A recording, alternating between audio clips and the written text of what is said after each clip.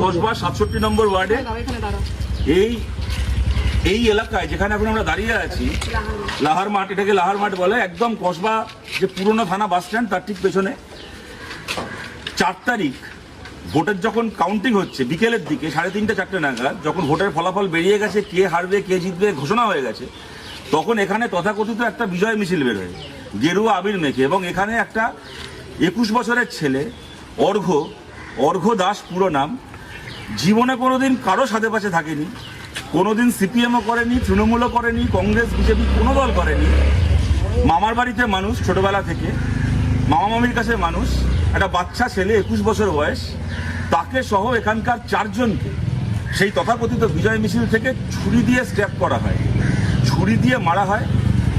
তাদের মধ্যে 2 জন খুব সিরিয়াসলি ইনজিওর্ড, কিন্তু হাসপাতালে ভর্তি হতে হয় না, তাদের চিকিৎসা করে তারা বাড়ি ফেরে। 2 জনকে হাসপাতালে ভর্তি করতে হয়। একজন এখনো অবধি 3 জনকে হাসপাতালে, 3 জনকে হাসপাতালে ভর্তি করতে হয়। একজন বাড়ি আসে, 3 জনকে হাসপাতালে ভর্তি করতে হয়। তাদের মধ্যে 2 জন এখনো পর্যন্ত মৃত্যুর সঙ্গে লড়াই করছে, আর একজন আজকে মৃত্যুর সঙ্গে লড়াইতে হেরে গেছে, অর্ঘ্য দাস। ছেলেটা একটা 21 বছরের ছেলে। একটু আগে খবর এলো 4 তারিখ বিজয় মিছিল থেকে যাকে ছুরি মারা হয়েছিল ছেলেটা মারা গেছে। একটা 21 বছরের ছেলে, কোনো দোষ নেই, কিচ্ছু করেনি, জীবনে কোনোদিন কোনো পার্টি করেনি, তাকে বলি দেওয়া হলো। এবং তার থেকে বড় কথা, এই ঘটনার যারা এখানে আমার পাশে দাঁড়িয়ে আছে, যে তোমার নামটা বলে, কৌশিক দাস, ওরই ভাই, অর্ঘ্যর ভাই, ওকেও ছুরি দিয়ে মারা হয়। তোমার ইঞ্জুরিটা দেখো, এই দেখতে পাচ্ছেন, একটু এখানে ক্যামেরাটা একটু এখানটা আনো। এই ঘটনার ও নিজে প্রত্যক্ষদর্শী, ওকেও যারা অর্ঘ্যকে মেরেছে, খুন করেছে, তারা ওকেও মেরেছে। ও সে নামগুলো জানে। এখানে জেপি সিং এবং তার 2 ভাই, তারা কানাইয়া সিং আর ছোটুয়া, যার নাম সানি সিং, গোপাল সিং। হ্যাঁ, এখানে যারা দাঁড়িয়ে আছে প্রত্যেকে, এদের মধ্যে অনেকে ঘটনাটার প্রত্যক্ষদর্শী। এই দিদি ওখানে ছিলেন, এটা অর্ঘ্যর মামা, যে মারা গেছে তার মামা, এনার ভাগ্নে। সেই মুহূর্তে থানায় জানানো হয়। তারপরে থানাতে কি বলা হয়েছিল আপনাদেরকে বলুন। থানা থেকে বলা হয়েছে আমরা সব করছি, আমরা সব চেষ্টা চালিয়ে যাচ্ছি, আমরা সব দেখছি, আমরা ঠিক করবো, আপনারা শান্ত হন, আপনারা পাড়া শান্ত হন। আমরা তাদের বাড়িও, আমরা যখন অন দ্য স্পট এটা হয় তখন সিআরপিএফ এর গাড়ি ঢোকে। তার বাবা মাকে বললাম যে তাকে পাকড়া করাও, ধরলো না, উল্টে সিআরপিএফ পুলিশের গাড়ি নিয়ে তার বাবা মাকে সেফ সাইড করে তাদের বাড়িতে পৌঁছে দিল। আর ওরা 3 জন কোথায়, যারা মেরেছিল, তারা সঙ্গে সঙ্গে পালিয়ে যায়। তারা কেউ আজ অব্দি তাদের ধরতে পারেনি। এই আরেকজন হসপিটালে গেছে, বলতে দাদাকে মেরে সেটা সামনে হসপিটালে গেছে, মানে কোনো সাহায্য করেনি পুলিশ। আমাদের কাছে লাঠি চার্জ করেছে, উল্টে পুলিশ আমাদের বাড়ি ভালো। আমরা যখন এই মারা গেছে, আমাদের ভাগনা যখন হসপিটালে ভর্তি, আমরা যখন এই নিয়ে প্রতিবাদ করছি, আমার দাদাকেও এসে মেরেছে। আমার দাদা তো হসপিটালে ভর্তি ছিল, ওরও কন্ডিশন খারাপ ছিল। যে মারা গেছে দাদা শতরূপদা, যে মারা গেছে তার নাম, ওনার ছেলে জীবনে কারো সাথে পাশে থাকেননি, একটা খেলাধুলো নিয়ে থাকতো, হই হুল্লোড় আনন্দ করে থাকতো একটা ছেলে, 21 বছরের একটা ছেলে। এই মায়ের কোলটা খালি করে দিয়েছে। আমাদের বিচার চাই, আপনার নাম কি? 3 জনের শাস্তি চাই। পম্পা দাস, অর্ঘ্যর মা, এনার কোলটা খালি করে দিয়েছে। পুলিশ 15 দিন ধরে কিরকম তদন্ত করছে আপনাদেরকে দেখাচ্ছি। যারা খুন করেছে এরা প্রত্যেকে তাদেরকে চেনে, এদের চোখের সামনে ঘটনাটা ঘটেছে দিনে দুপুরে। তারপরে এখানকার লোকের তারা খেয়ে তারা বাইকটা ফেলে পালিয়েছিল, তাদের নামে থানায় এফআইআর করা হয়েছে। এবার আপনাদেরকে দেখাচ্ছি পুলিশ 15 দিন ধরে কিরকম তদন্ত করছে। যে বাইকটা ফেলে পালিয়েছিল, এইখানে বাইকটা এখন অব্দি পড়ে আছে, এই দেখতে পাচ্ছেন, বাইকটা এখন অব্দি এখানে পড়ে আছে। বাইকটাকে তুলে নিয়ে পর্যন্ত যায়নি এখান থেকে পুলিশ। এই হচ্ছে তো তদন্তের নমুনা। বাইকটাকে পুলিশ, যারা খুনটা করেছে, যারা ক্রিমিনাল, তাদের বাইকটাকে এখান থেকে বাজেয়াপ্ত করার পর্যন্ত চেষ্টা করেনি, এখানেই পড়ে আছে, ঘর সিল করেনি তাদের। উল্টা আমাদের সাধারণ মানুষকে এসে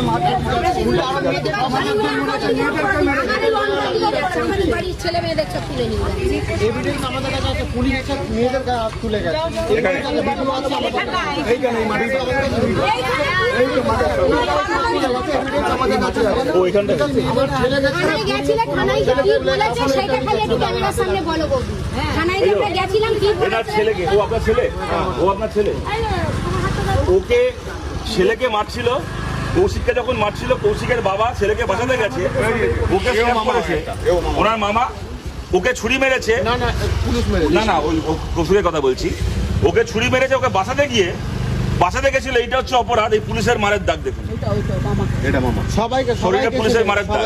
পেছনটা ভর্তি হয়ে রয়েছে, এখনো বসতে পারি না, কাছে পুরো লাল হয়ে রয়েছে। এনার কাছে মানুষ সরগর মামি,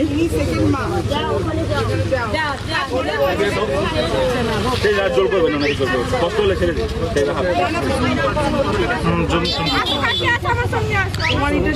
এবার আপনাদের কাছে একটাই কথা বলছি, এটাকে আমরা ছাড়বো না, এটাকে আমরা ছাড়বো না। এতদিন ধরে পুলিশ কি করলো? আমরা একটা পুলিশ কি করেছে? পুলিশ কি করেছে? 14 দিন ধরে পুলিশ কি করেছে? আমরা বারবার গেছি, পুরো পুলিশের উপর আস্থা করে কিচ্ছু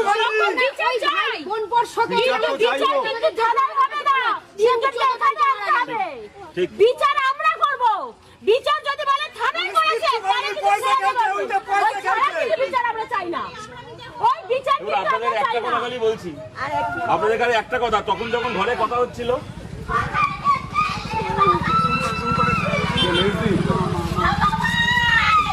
মজা ওখানে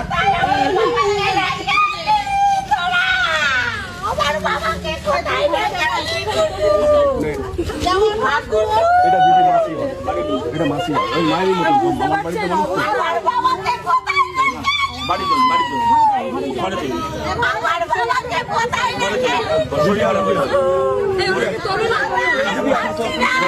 ঘরে চলুন। আমার বাবাকে কোথায়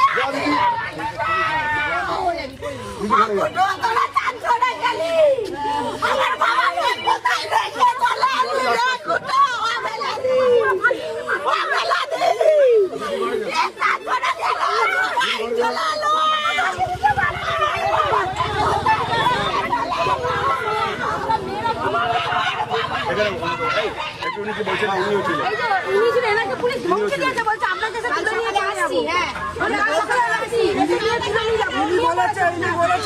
রেখে লাঠিচার্জ করছেন কেন? আপনাকে তুলে নিয়ে গিয়ে পেটাবো, এরম এনাকে এই নাকি বিচার হয়েছে মেয়েদের সুরক্ষা, এই নাকি বিচার হয়েছে মেয়েদেরকে বলছে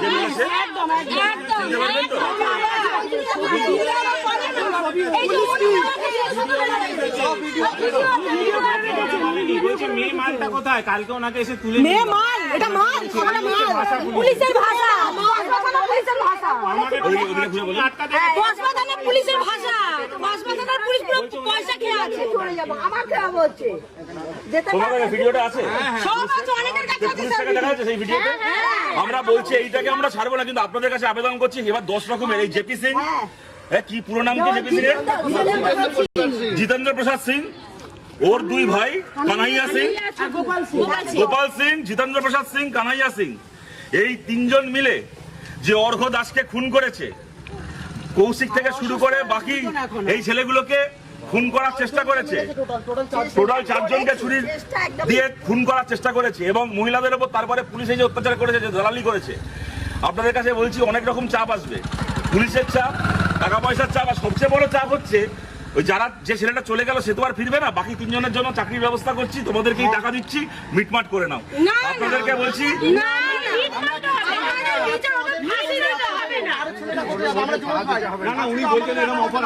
তোমার ভাই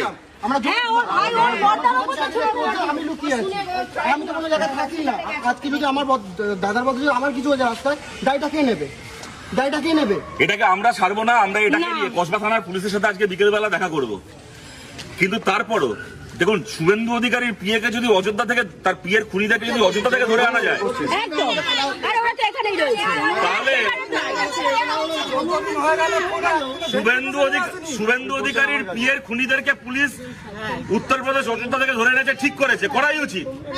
তাহলে আমাদের অর্ঘ্যর খুনিরা তারা কেন ধরা পড়বে না? অর্ঘ্য কি দোষ করলো?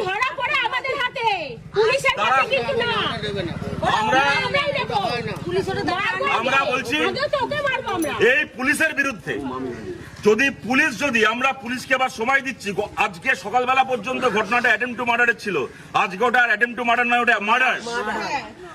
দীপুদি আমরা পুলিশের সাথে বা বাকি যারাই আছেন পাড়ার লোকেরা তারা ঠিক করেছেন যে ওর মৃতদেহ এসে পৌঁছানোর পরে তারা থানায় যাবে। একদম। কিন্তু পুলিশকেও বলছি, যদি ক্রিমিনালদেরকে গ্রেপ্তার এবার না করা হয়েছে, ইতিমধ্যে 14-15 দিন কেটে গেছে, 72 ঘন্টার মধ্যে ক্রিমিনালরা যে পাতালে লুকিয়ে থাকুক, কোনো পুলিশ আসলো না, উল্টে যদি না ধরা হয়েছে তাহলে ওই পুলিশের বিরুদ্ধে বলে রাখছি, ওই পুলিশের বিরুদ্ধে হাইকোর্টে রিট করে ওই পুলিশকে হাইকোর্টে নিয়ে গিয়ে ওর গায়ে উর্দি খোলাবো, পুলিশের গায়ে উর্দি খোলাবো। পুলিশরা উল্টে এসে ওদেরকে গার্ড দিচ্ছে, ওদের গাড়ির লোককে গার্ড দিচ্ছে। আমার তো কিছু করলো না এখানে আধা ঘন্টা মুখ দেখালো, দেখে যেটার মতন চলে গেল। আমরা এখানে